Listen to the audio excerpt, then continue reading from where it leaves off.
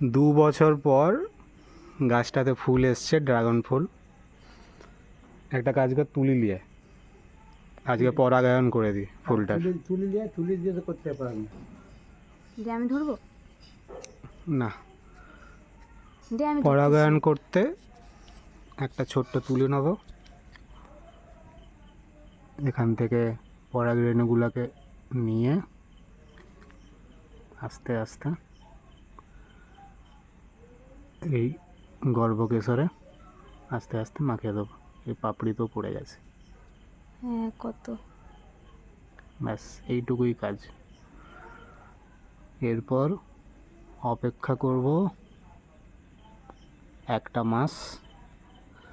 Already এর আগে হলুদ ড্রাগনটাতে ফুল ফুটেছিল, ড্রাগনটা দেখাই।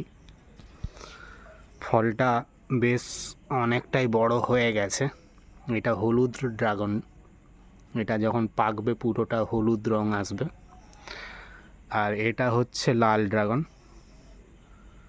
আজকে পরাগায়ন করে দিলাম, 1 মাস পরেই ফল দেখতে পাবো। প্রচুর বড় ফুল, দেখ হাতের কাছে বিশাল কইটুকু size। লাগছে। সব থেকে বড় কথা হলো এটা তো রাত্রেবেলা ফোটে, হ্যাঁ রাত্রেবেলায় এর পরাগায়ন করতে হবে, কারণ কালকে সকালবেলা এর মুখটা অলরেডি বুজে যাবে। এই জন্য রাত্রেবেলায় পরাগায়নটা করে দিলাম।